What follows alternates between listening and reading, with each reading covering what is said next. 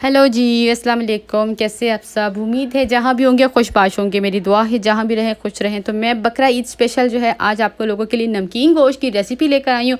इतनी आसान है लेकिन खाने में इतनी मज़ेदार है कि आप सारी रेसिपीज़ को भूल जाएंगे और आप कहेंगे कि अगर मैंने बनाने हैं डेली तो ईद पर तो यही बनाना है। और अगर मेहमानों को आपने खिला दिया तो वो आपसे पूछ पूछ के थक जाएंगे कि आपने कैसे बनाया। लेकिन ये बहुत ज़्यादा आसान होती है लेकिन खाने में ये बहुत ज़्यादा डिलीशियस होती है। तो मैंने जो है एक मैं कुकर में बनाऊंगी ताकि झटपट से तैयार हो जाए।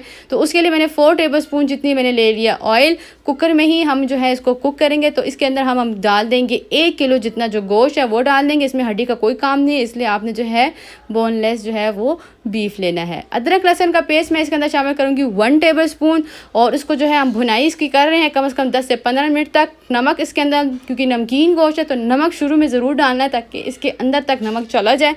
तो 1/4 टीस्पून जितना मैं नमक डालूंगी, क्योंकि गोश्त के अंदर अपना भी एक नमक होता है तो आपने ख्याल से नमक डालना है। बाकी मैं ये कहूँगी आप अपने टेस्ट के हिसाब से डालिएगा। लेकिन 1/4 टीस्पून 1 किलो में बहुत है। तो मैंने जो है 1/4 टीस्पून जितना नमक डाल दिया और उसको मैंने 10 से 15 मिनट अच्छे से भून लिया।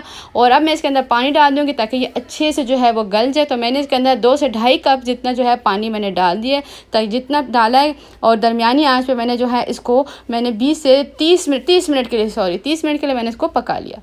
अब क्या करेंगे कि वो जो मेरा गोश्त था, नमकीन गोश्त, वो कुक हो चुका है। पानी उसका मैंने ड्राई कर लिया। तो मैंने एक पैन ले लिया। पैन के अंदर जो क्या करना है, हमने ऑयल डाल देना है 2 से 3 टेबलस्पून। नमक मैंने इसके अंदर दोबारा शामिल किया 1/4 टीस्पून। अगर नमक कम खाते हैं तो 2 चुटकी जितने नमक आप इसमें शामिल कर दें। ये जो मैंने गोश्त था वो मेरा गल चुका था उसी में, और मैंने पानी ड्राई हो गया तो मैंने इसके अंदर ट्रांसफ़र कर दिया है।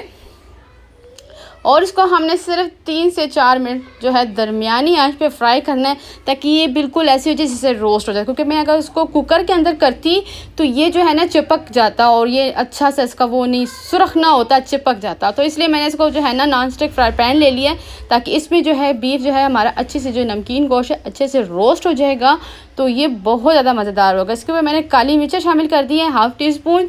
और इसका जो है इसका ब्लैक पेपर का और नमक बहुत ज़्यादा मज़ेदार लगेगा। ईद पर ये वाली रेसिपी ज़रूर ट्राई कीजिएगा। एक तो आसान बहुत है लेकिन खाने में ये इतनी मज़ेदार है कि जब आप खा लेंगे तो आप मुझे ज़रूर कमेंट्स कीजिएगा आपको बहुत ज़्यादा पसंद आएगा। मेरे चैनल को लाइक ज़रूर कीजिएगा, सब्सक्राइब कीजिएगा, बेल आइकन को दबाना मत भूलिएगा ताकि मेरे नए आने वाली रेसिपी आप तक पहुँच सके। पसंद आए तो अपनी फ्रेंड्स में, फैमिली में ज़रूर शेयर कीजिएगा। मुझे ज़रूर बताइएगा कि ये आपको नमकीन गोश्त इतना जो मैंने आसान बताया और खाने में आपको कैसा लगा, ये मुझे ज़रूर बताइएगा। क्योंकि पर्सनली तौर पे तो मुझे बहुत ज़्यादा ये पसंद है। हम जो है ईद पर जो है ना 4-5 दफ़ा बल्कि डेली बनाते हैं। बहुत ज़्यादा हम लोगों को ये पसंद आता है। इसको आप चटनी के साथ इंजॉय कीजिएगा।